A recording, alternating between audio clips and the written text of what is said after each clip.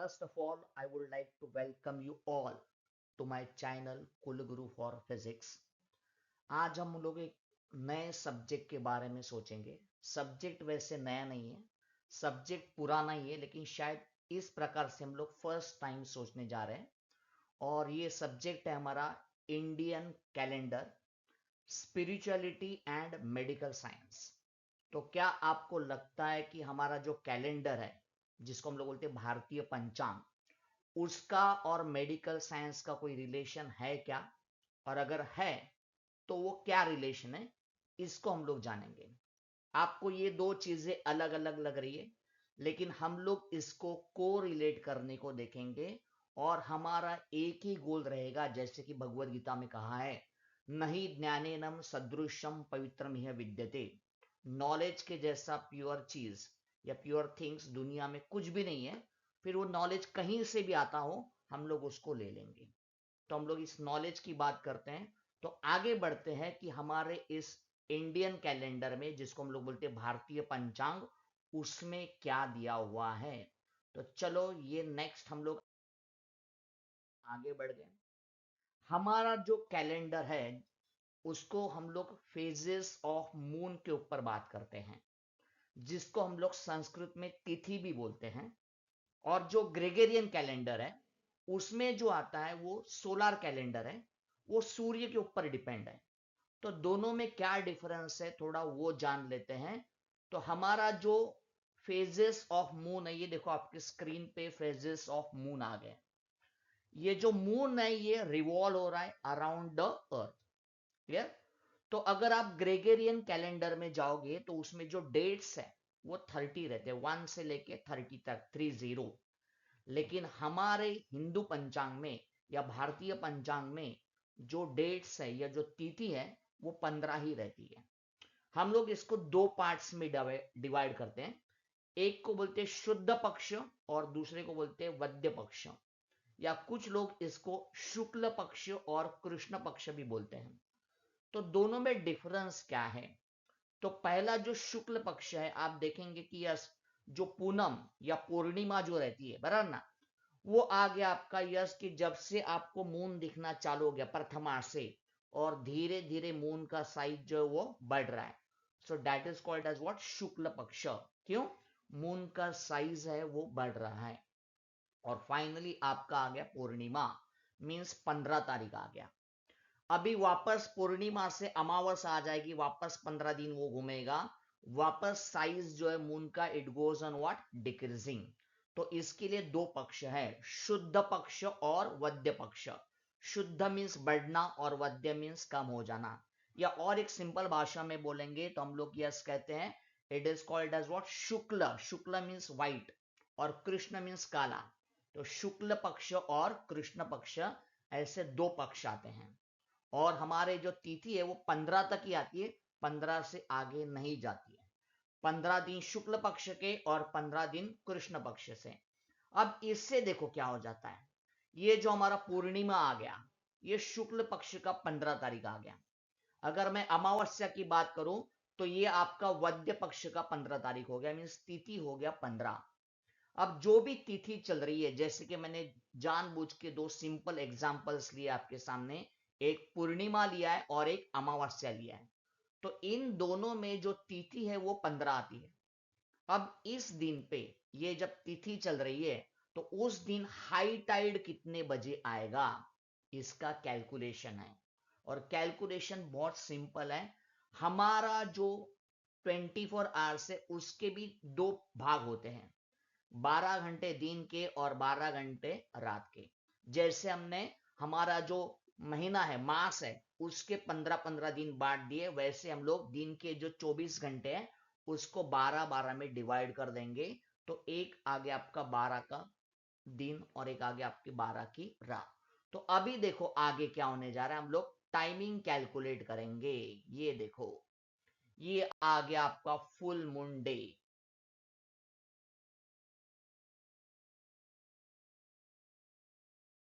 या हम लोग उसको बोलते हैं पूर्णिमा।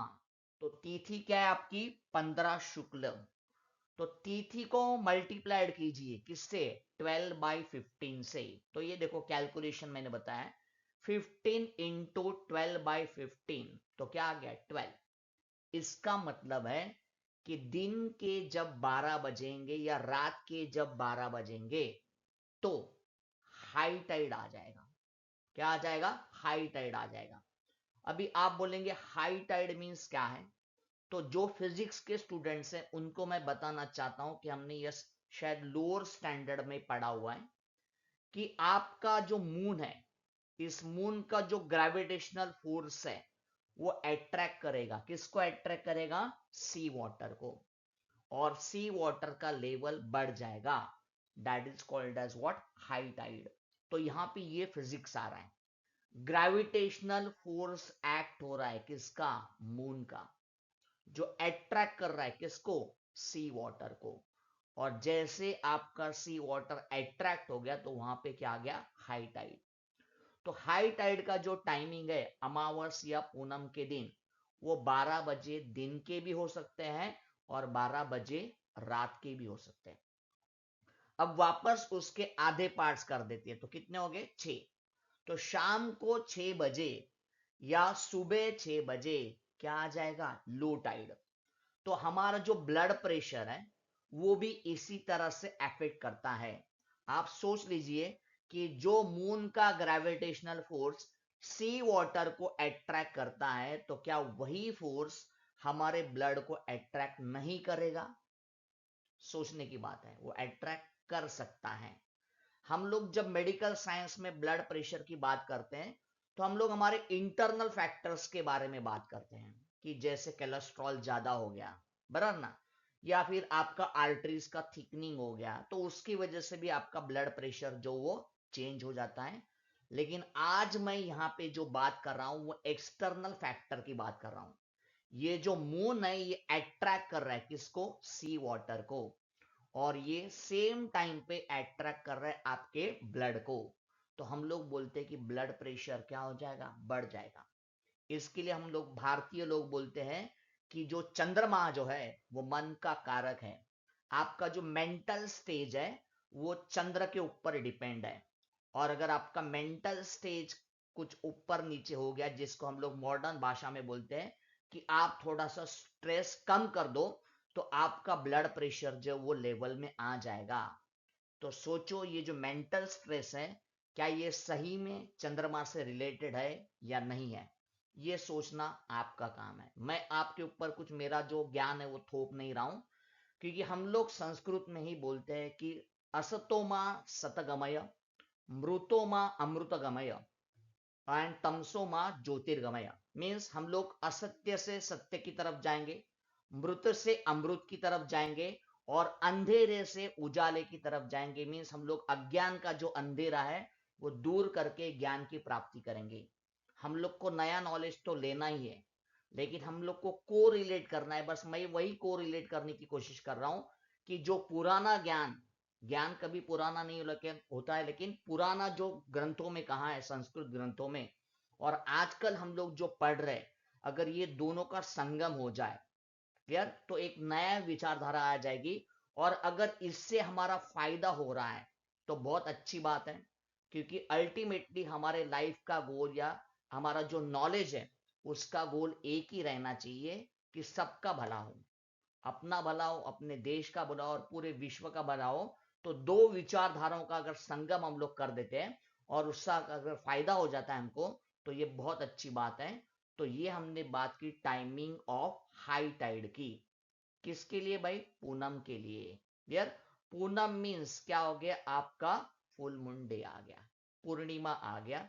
तो वैसे आपका अमावस भी आ जाएगा, बराबर ना। तो ये देखो, ये आपका फुल मून डे की हमने बात की। अब हम लोग आगे बढ़ेंगे, नेक्स्ट स्लाइड पे जाते हैं। क्लियर? वापस अमावस्या। अमावस्या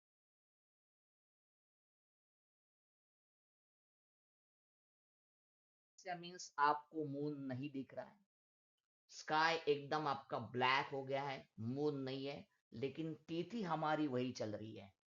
कौन सी? 15।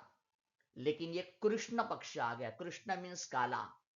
अभी वापस आपका जो हाई टाइड है जिसको भरती बोलते हैं, ये 12 बजे आ जाएंगी, दोपहर को या फिर रात को। और लो टाइड जो है वो आ जाएगा शाम को 6 बजे या सुबह के 6 बजे। अब थोड़ा सा पीछे चलते हैं, हमारे बचपने में चलते हैं। बचपन में हमारे जो माता पिता थे या जो हमारे ग्रैंड पेरेंट्स थे, दादा दादी नाना नानी, वो हमेशा मेरे को कहा करते थे कि बेटा आज अमावस है और 12 बजने को आ गए हैं, कहीं बाहर मत जा। और हम लोग इसको भूत प्रेत के साथ जोड़ देते थे। लेकिन थोड़ा सोचो कि अगर बाहर मैं गया, कहीं मैं ट्रैवल कर रहा हूं, तो एक्सीडेंट होने के चांसेस बढ़ जाते हैं। और अगर एक्सीडेंट हो गया तो खून निकल आ जाएगा, ब्लीडिंग हो जाएगा। और अगर हाई टाइड का टाइमिंग है तो ब्लड प्रेशर ज्यादा है, तो चांसेस ऑफ ब्लड प्रेशर क्या हो जाएंगे, बढ़ जाएंगे। तो क्या उनका उद्देश्य ये नहीं था कि कुछ गलत चीज ना हो जाए, बराबर ना, कि जिसकी वजह से हमारी जान को या खतरा बन सकता है। तो ये सोचने की बात है। आप सोचो कि शायद इसके लिए तो हम लोग अमावस या पूनम के दिन 12 बजे कहीं नहीं जाते थे। लेकिन वापस वही आते हैं कि भाई इन शॉर्ट आपका जो ब्लड प्रेशर है वो बढ़ रहा है, कभी तिथि के अनुसार, और 6 बजे लो टाइड आ रहा है तो आपका ब्लड प्रेशर लो हो रहा है। तो हम लोग इसको डे टू डे लाइफ में आज कैसे रिलेट करेंगे, थोड़ा सा उसके बारे में जानने की कोशिश करते हैं।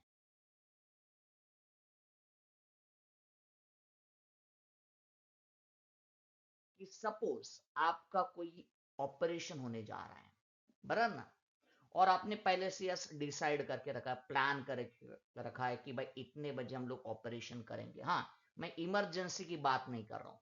इमरजेंसी में एक्सीडेंट हो गया तो ऑपरेशन कभी भी करना पड़ता है। लेकिन अगर आप पहले से सोच के कुछ ऑपरेशन करते हो, तो शायद आप सोचो कि कहीं ऐसा हो सकता है कि अगर हमारा पूर्णिमा को या अमावस को जब हाई टाइड आती है, क्लियर, तो जब ग्रेविटेशनल फोर्स की वजह से ब्लड प्रेशर बढ़ जाएगा, या अमावस की बात करो तो तभी भी 12 बजे आपका ब्लड प्रेशर बढ़ सकता है। तो कुछ हम लोग ऐसा टाइमिंग सिलेक्ट करें।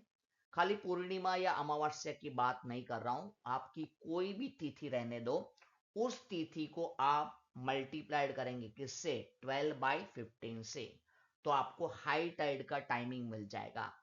और उसी के 6 घंटे के बाद आपको टाइमिंग मिलेगा लो टाइड का। तो जहां तक हो सके हम लोग लो टाइड का टाइमिंग जो है वहां पे ऑपरेट करने की बात करेंगे। तो हो सकता है कि हमारा ब्लीडिंग ज्यादा नहीं हो। इसके बारे में आप सोचो, तो इससे अच्छा हो जाएगा कि आपको खून नहीं देना पड़ेगा। तो नेक्स्ट टाइम जब हम लोग ऑपरेशन करने जाएंगे, चलो ऑपरेशन छोड़ दो, ये बहुत बड़ी बात हो गई। अगर आपको दांत निकालने भी जाना है, मालूम है ना, दांत में ब्लड प्रेशर वाले जो पेशेंट रहते हैं उनको हमेशा बोलते हैं कि भाई आपका ब्लड प्रेशर देखो, आपके जो डॉक्टर्स हैं उनसे कंसल्ट करो।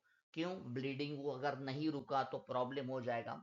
तो हम लोग एक छोटा सा स्टेप ये भी ले सकते हैं कि हम लोग उनको डॉक्टर्स को तो कंसल्ट करेंगे, लेकिन एट द सेम टाइम अगर हम लोग कुछ ऐसा सोचे कि अगर मैं लो टाइड के टाइम जाऊं तो शायद मेरा ब्लीडिंग कम हो जाए।